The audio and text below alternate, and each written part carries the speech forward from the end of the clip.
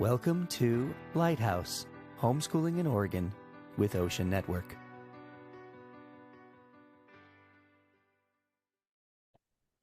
Welcome back. Today, we're kicking things off by spotlighting one of the most important parts of OCEANetwork's work, our Freedom Watch team. Joining us is Wes Butler, who's been actively involved in monitoring legislation and advocating for homeschooling freedom here in Oregon. Wes, thank you for being here. And to start us off, can you just briefly explain to us what the Freedom Watch team is and why it exists? Okay. Yeah, I'd be glad to. So the Freedom Watch team today consists of board members for OCEANetwork, and I think I've lost count. We have about 12 or 15 other people that read bills, sort bills, and just help with writing bills and submitting bills and just keeping an eye on things. And most of the people that are involved are pretty busy people, so it's good to have a lot of people. For the parents out there who may not realize how much legislative activity affects homeschooling, what does the Freedom Watch team actually do during a legislative session? Well, there's several things we do. One of them is if we are going to present a bill, that we would need to have that put in legal language. In order to do that, we have to have what we would like to see in the bill in general, and then it goes into legal language. And in that same process, we have to find a chief sponsor, a legislator that will be a chief sponsor for the bill. And then after we get a legislative copy of what the bill looks like legally, we take a look at it, and then we get approval from OCEANetwork and all of the people involved there, and then we go after additional sponsors, co-sponsors for the bill. Sometimes it could be a main sponsor, but a lot of them just want to be co-sponsors on the bill. So I think our last session we had 10 or 11 out of 90. So we did pretty good getting sponsors this last session. We also do a lot of tracking of bills, right? So what does that look like during each session? Right. Well, Matt up in Oregon City came up with a computer program that sorts things out by kind of a word search, and I think that helps narrow down some of the bills. And for those that don't know, I think we were around 3,000 bills last session. Just a few, yeah. That's a lot of bills, and if you read them, even just reading the summaries it can put you to sleep. But it's important to go through those, and certainly we've had people. Dick and Dorothy and other people have spent time on this many years ago, 35 years ago, and inspired some of the rest of us to keep at it. So, including the board. Mm-hmm. Yeah, and I know in the past we've had Roger, who's the head of our Freedom Watch team, has reached out to OCEANetwork, homeschool families, all of you, to ask you to help to review the bills. I think we have a page on our site that actually explains how to do that. So if you're ever interested in just looking through the bills and want to know what to look for and how to do that, we have a page on our site. I'll leave the link for that in the show notes so that you can take a look. I know, Wes, you also do a lot of things with committee hearings and testimonies and behind the scenes conversations at the legislative level throughout the whole season, right? Through both the short and the long legislative sessions. Right. And the reason for that, and there's other people that have been involved with that, certainly. But I've been involved at the county level in terms of politics. I'm not a politician, but I've been involved at the county level. And what that does is has given me opportunity to meet legislators and possibly be an influencer there because they know that you care enough to be involved. So that's one way to do it. The other way is building relationships through different different channels. I actually know a fair amount of legislators reasonably well, maybe just a bit beyond acquaintance. But if you walk into the office, they're thinking, oh, this guy's interested in parental rights and homeschooling. And OCEANetwork has been bringing us apple pies every 2 years for the last 25 years, which is just a kind gesture to show them we appreciate them serving in the legislature, which is a non-paid position. And then also just appreciating them and their staff. So the influence is not just with the legislature or a legislator, it is also with the staff members, which typically there's a chief of staff, and then there's at least generally one other person in the office. But a lot of these people are young people that are politically inclined, and we have a chance to inform them and educate them about our plight, and which is home education freedom and parental rights. Right.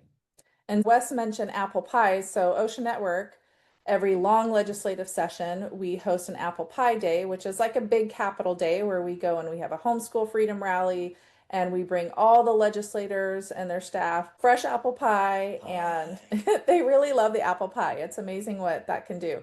And a packet with information. And then during the short legislative session, we basically have a mini event, which is similar without the pies, but we, go to them and make sure every legislator gets a touch point with a homeschool family.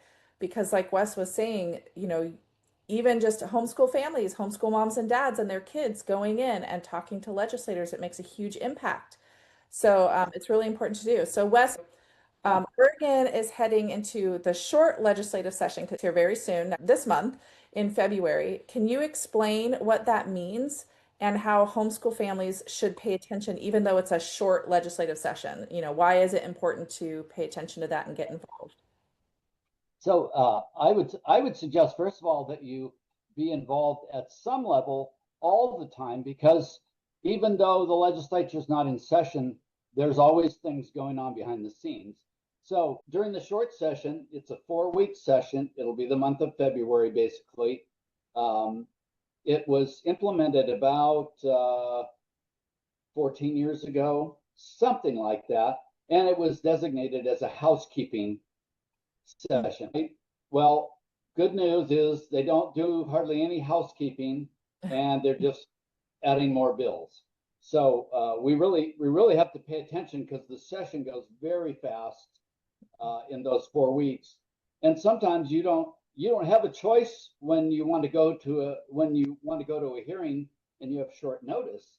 Right. You need to be somebody has to pay attention to that. It's been a team effort for sure.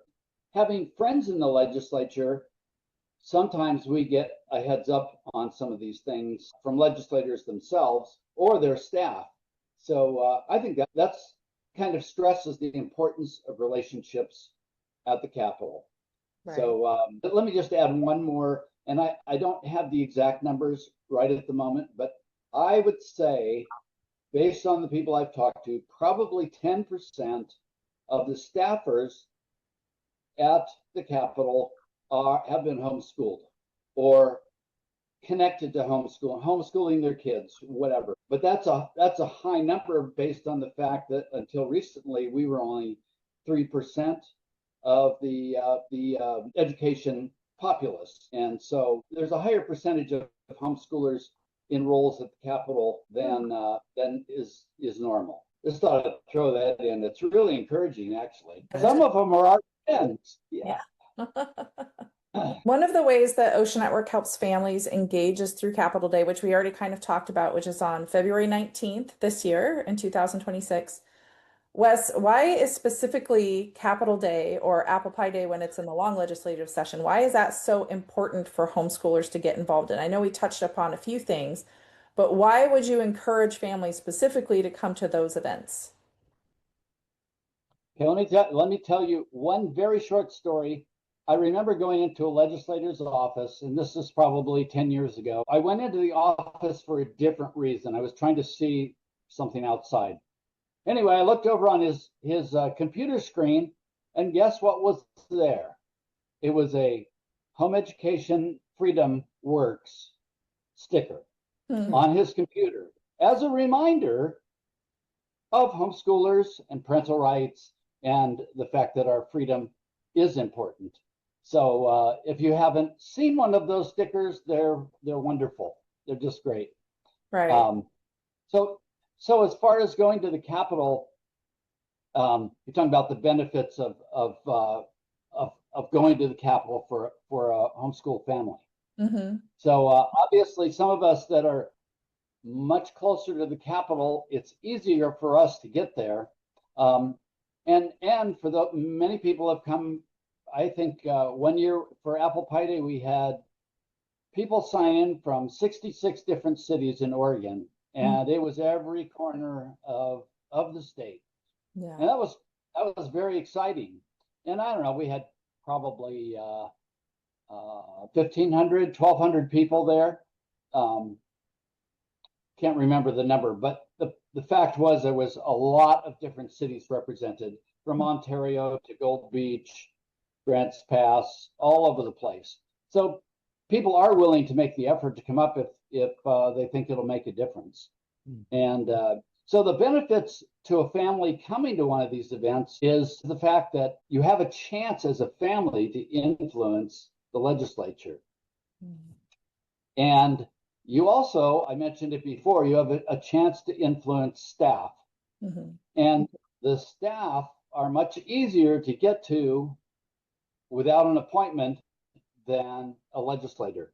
And I'm not saying you can't get in to see a legislator. You can certainly make an appointment, but you have a chance to influence staffers.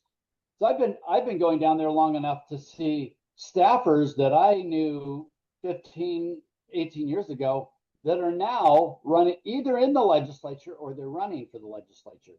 So that becomes a long-term relationship there. And we can say, remember when we brought you a pie? No. And they do come out with that. They do. They asked, in fact, I think the governor asked for 2 pies last year. But so the other thing is, long-term, most people, unless they're new staffers, have heard about Apple Pie Day. Apple Pie Day, representing home education freedom, is well known at the Capitol, and people are very positive about it. We're going there, asking the state to stay out of our business as families, and then we also don't go asking for money. And that's kind of a big deal. They don't have too many people that come and don't ask for money. So, and besides the experience of going to the Capitol, first of all, I think it's important to see where our laws are made and governed. There's opportunities on Capitol Day this year. We will have legislators that will be coming and speaking to us. So you'll get to be able to see that they're flesh and blood. And anyway, with a real good crowd, it'll be a positive influence on the legislators. I think the important thing is that we continue with our message that homeschool freedom works. And we know that via studies, and many of us know that in our own homes and with our own families, maybe even grandkids. So we know that it works, and academically there's no competition. So we know we're doing a good thing. It's a very easy thing to support, and I'm still excited about it after many years being involved. Very excited about it, and it's important. It's about culture change. It's about keeping our republic, which gives us the freedom to do all the things that we still get to do. I have a question for you. For someone who's seeing a thing like Capitol Day or Apple Pie Day, and they've never attended or participated, and they might feel unsure or intimidated about going, what would you have to say for them? Well, the first thing I would say is to be brave. And I have a story about somebody that took me down to the Oregon State Capitol probably close to 30 years ago. And he said, come on, let's go down to the Capitol. Well, I'd only been in Oregon about 5 years, and taking me, leading me, encouraging me to go down. Anyway, just going and participating in the experience is wonderful. So the Capitol is somewhat formal in some ways, and I would say over the last 20 years it's become a lot less formal. The hearings and proceedings are very formal, but the way people dress and talk seems to be far less formal. Don't have to wear a tie, and most of the legislators don't wear ties anymore. And there's not a problem with well-behaved kids being at the Capitol. In fact, legislators notice that, especially ones that will talk to them. Come on down, and if you think homeschool freedom is important, go for it. Yeah, and this year we get to go inside and go to the rotunda, and we get to talk to the legislators, of course, and they're going to have tours of the Capitol open again. And I remember those were always really fun for our family, to be able to go. We made a civics field trip and got to be with other homeschoolers and hear the message of homeschool freedom, and to share that in a way that was we have support, right? The homeschool families, when you come to Capitol Day or Apple Pie Day, you have support for this experience. We're not just going to throw you in there and shut the door and run. You have, here are some things you can say. Here's we have a packet on the site. I'll leave the link in the show notes where your kids can draw a picture and write a little note, and you can hand that to your legislator with your packet, and it makes a huge difference to them, and it's very impactful for your kids too. So it's actually really fun to go to. So and the whole process of learning about civics and how our legislature runs, most people don't even know there's 90 legislators. So knowing how many legislators, the other thing I would encourage people to do is to get to know your local, your state legislator, senator, and House member. Get to know them. If you're in Gold Beach or you're in Ontario or whatever, they do town halls in the local proximity. If you're unable to come to the Capitol, you can still connect with a legislator. You can do it with a letter, you can do it with email, you can go to town halls. I would suggest building a relationship with your legislator to the point where they might recognize your name and what's important to you. It's a great experience to take your kids on to see the whole process, and going into a legislator's office and sitting down in their personal office there and having a conversation is a really fun experience. I think I'd recommend it to anybody. And civil government is very important relating to our freedom, and we have to participate in it if we want to keep our freedom. And homeschool freedom is very important to me because it is a key to culture change. Lots of us get upset about a lot of things that are going on, but we have this opportunity to get to know our legislators. So the ones that I know, I'm able to go, I can go to the Capitol, generally have a 5-minute conversation. I'll try to keep it focused on home education. And I will say, I sure appreciate Roger for 25 years, no, more than that, 28 years of dedication to leading this, the Freedom Watch team and our legislative action, along with Dorothy Carmen's help. Anyway, I just had to throw that in there.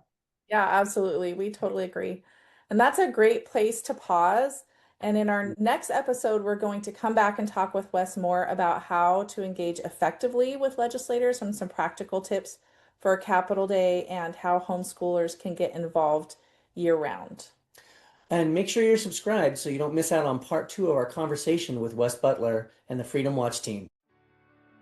Thanks for listening to Lighthouse, Homeschooling in Oregon with OCEANetwork. Don't forget to send us your questions, and make sure to like, subscribe, and share this podcast with other Oregon homeschool families. Join us again next time as we continue encouraging and informing homeschoolers across Oregon for the Lord Jesus Christ.